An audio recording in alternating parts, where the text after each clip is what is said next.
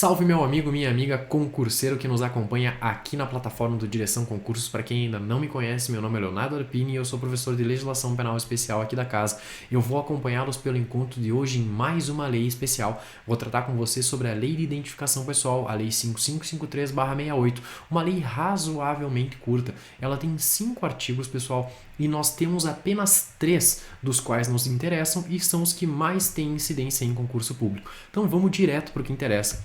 Olha só, galera, como eu falei para vocês, é a Lei 5553/68. Então, dando início ao nosso encontro, o artigo 1º da Lei 5553/68, que é a Lei de Identificação Pessoal, ela nos diz o seguinte: a nenhuma pessoa física, bem como nenhuma pessoa jurídica de direito público ou de direito privado, é lícito reter qualquer documento de identificação pessoal, ainda que apresentado por fotocópia autenticada ou pública forma, inclusive comprovante de quitação com o serviço militar, título de eleitor, carteira profissional, certidão de registro de nascimento, certidão de casamento, comprovante de naturalização e carteira de identidade de estrangeiro. Pessoal, a primeira coisa que nós precisamos ter em mente é esse rol de documentos. Esse rol, ele é um rol taxativo.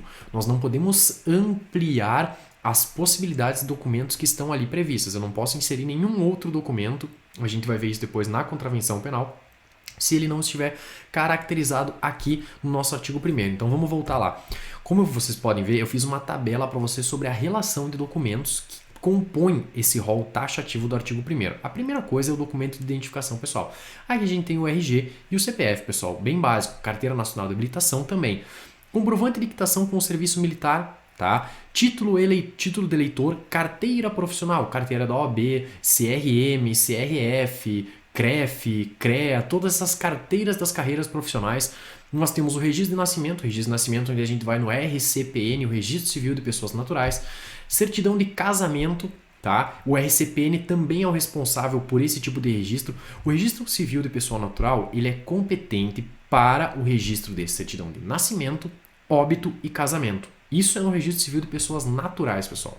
Voltando, comprovante de naturalização ou carteira de identidade de estrangeiro. E aí, quem não pode reter o documento? Nenhuma pessoa física, nenhuma pessoa jurídica de direito público ou privado. Então, dando seguimento. O artigo 2º diz o seguinte, ó: quando, para a realização de determinado ato, for exigida a apresentação do documento de identificação, a pessoa que fizer a exigência fará extrair, no prazo de 5 dias, os dados que interessem, devolvendo em seguida o documento ao seu exibidor. Pois bem, parágrafo 1º nos diz o seguinte: além do prazo previsto neste artigo, somente por ordem judicial. Vocês conseguem perceber que eu grifei essas duas expressões. Eu grifei tanto o prazo de 5 dias como somente por ordem judicial. Por quê? Porque nós vamos verificar depois em algumas questões que nós vamos fazer acerca da matéria, que isso é de suma importância e é essa parte principal que cai no concurso. O que acontece? O concurso público, ele vai trocando os prazos previstos, que é aquele prazo de 5 dias, e também a ordem judicial. Aí ele coloca lá, ordem da autoridade policial, ordem do Ministério Público. Não, por isso que eu grifei para vocês, para que a gente possa ficar bem atento a essas expressões. Vamos voltar para a letra da lei. E aí ela diz o seguinte: além do prazo previsto, somente por ordem judicial poderá ser retido qualquer documento para identificação pessoal. E aí olhem a observação que eu coloquei para vocês. Quando o documento de identidade for indispensável para a entrada de pessoas em órgãos públicos ou particulares, serão seus dados anotados e no ato devolvido o documento imediatamente ao interessado. Pessoal, eu vou dar um exemplo para vocês. Se vocês forem visitar o anexo 4 da Câmara dos Deputados, em Brasília, quando vocês chegarem lá, se vocês não tiverem o cadastro na Câmara dos Deputados, no anexo 4 da Câmara, vocês vão chegar lá, o pessoal vai reter o documento de vocês, vai fazer um registro e imediatamente ele vai entregar esse documento de volta. E você vai entrar lá como um visitante e vai ter um adesivo colado na sua camiseta, no seu casaco, enfim, como visitante da Câmara dos Deputados. Então, esse é um procedimento básico. Você chega no local, você faz o seu cadastro, entrega o seu documento e imediatamente, após a colheita desses elementos, com base na sua identificação a partir do documento, é que eles vão devolver esse documento para você. Ou seja, eles não podem fazer a retenção. Agora, claro que, como eu falei para vocês, ali no artigo 2º, no caput do artigo 2º, nós temos essa retenção de 5 dias. Essa retenção de 5 dias é para outras informações que possam vir a ser necessárias para a identificação pessoal. Só que essa retenção ela só pode ser feita por ordem judicial. Eu não posso simplesmente ir a um local como, por exemplo, à Câmara dos Deputados. E aí, algum dos indivíduos que lá fazem a identificação das pessoas que visitam a Câmara fazia a retenção desse documento. Ele não pode fazer isso. Por quê? Porque para fazer essa retenção, somente com ordem judicial. Tudo compreendido? Vamos dar seguimento então. Aí o artigo 3º, ele traz uma contravenção penal. Eu gravei aula de contravenção penal para vocês, pessoal. Vocês podem procurar aí na plataforma de direção. Tem o PDF também do professor Henrique Santilo. E aí qualquer dúvida que vocês tenham a respeito da aula de lei de contravenções penais ou aqui que tenha ficado, voltem lá, assistam a aula novamente, leiam o PDF do professor Henrique Santilo, que ali vocês vão sanar todas as dúvidas que vocês tenham acerca de contravenções penais, o nosso famoso crime anão, nas palavras de Nelson Hungria. Vamos lá, o artigo 3º, constitui contravenção penal. Contravenção penal, como a gente já sabe, é uma infração penal de menor potencial ofensivo, ou seja, ela é julgada a partir do juizado especial criminal.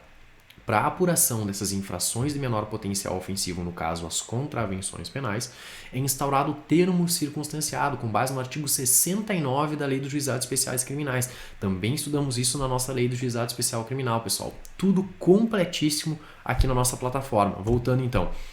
Constitui contravenção penal, punível com pena de prisão simples de 1 a 3 meses ou multa de 50 centavos ou 3 cruzeiros novos, na época que o Brasil ainda não tinha o Plano Real. A retenção de qualquer documento a que se refere essa lei. Ou seja, quais são os documentos que essa lei se refere? Vamos voltar lá?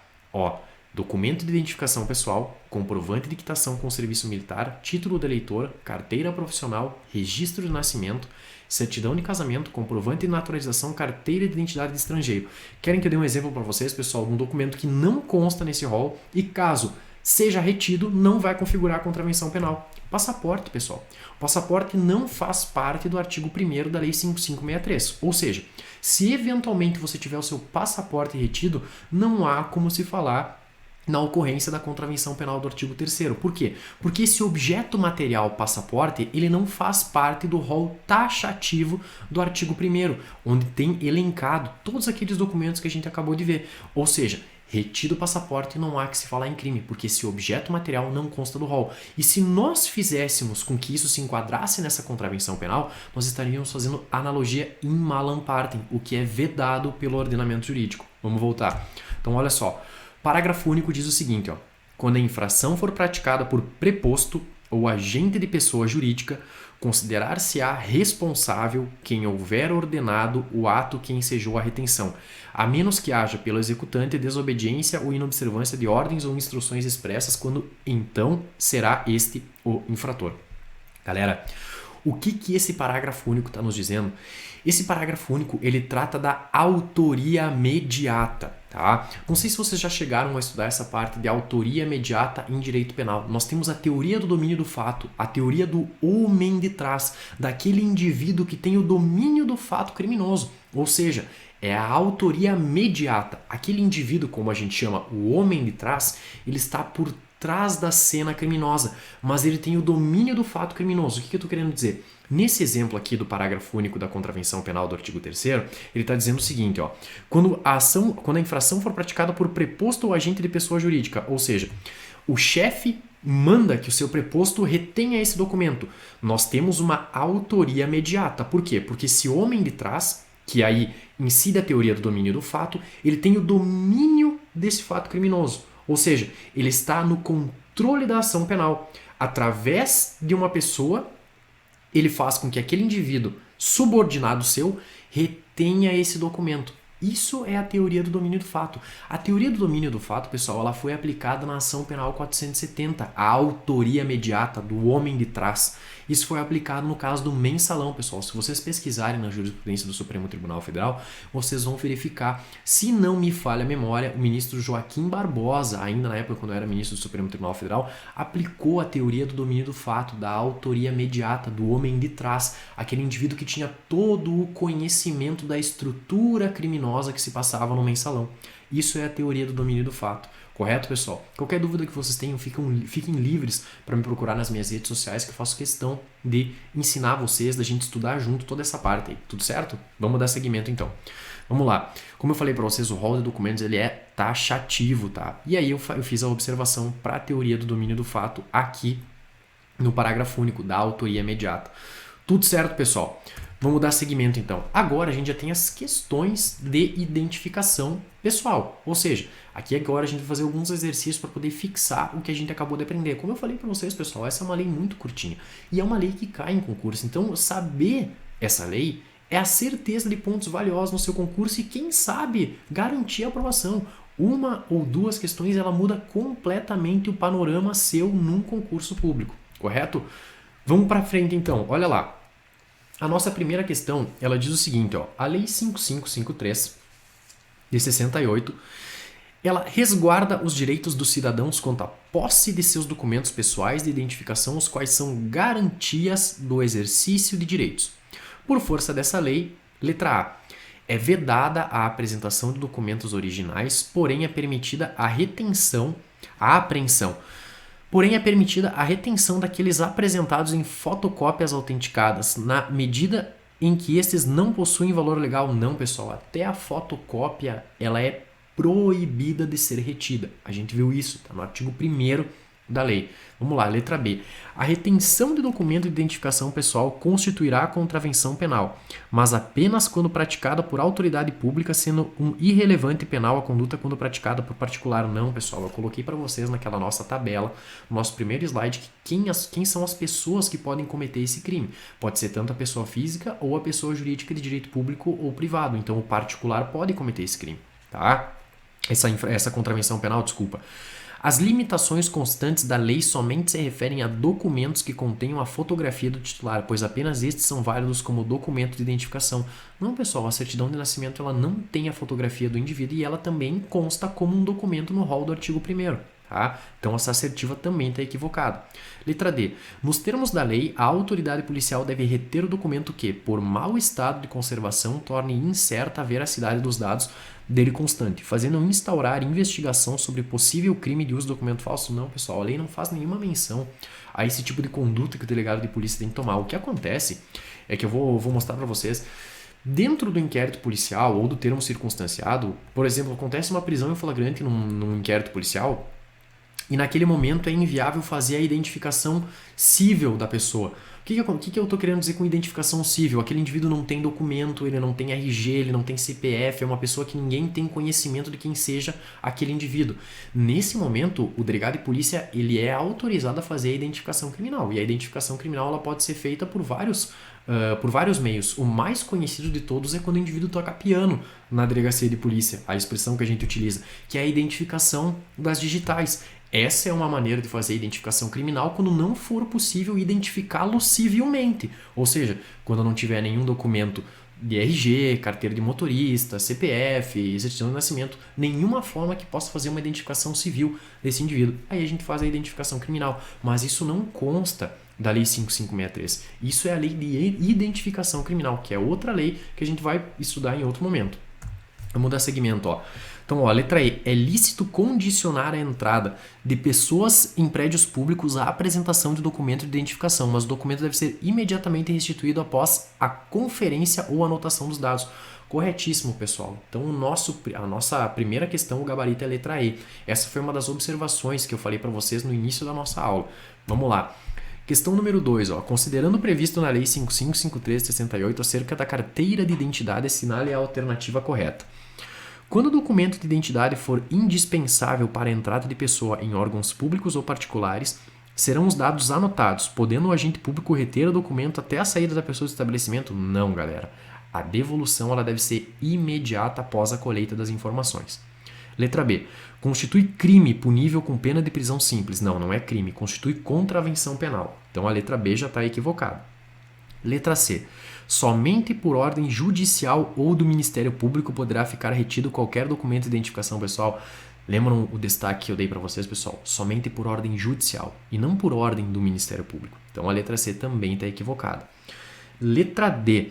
Quando o documento de identidade for indispensável para a entrada de pessoa em órgãos públicos ou particulares, serão seus dados anotados no ato e devolvido documento imediatamente ao interessado. Ou seja, Colhidos os dados, imediatamente será devolvido o documento. Então, a princípio, o nosso gabarito aqui para essa segunda questão é a letra D. Vamos dar seguimento. Ó. Constitui crime punível com pena de detenção? Já morreu por aí, pessoal. A lei não prevê nenhum crime, ela prevê uma contravenção penal. Por isso é sempre bom a gente estar atento a essas expressões. Eu falei para vocês, a gente tem o gênero infração penal do qual derivam crimes e contravenções penais do nosso gênero infração penal. Voltando. Questão número 3, ó.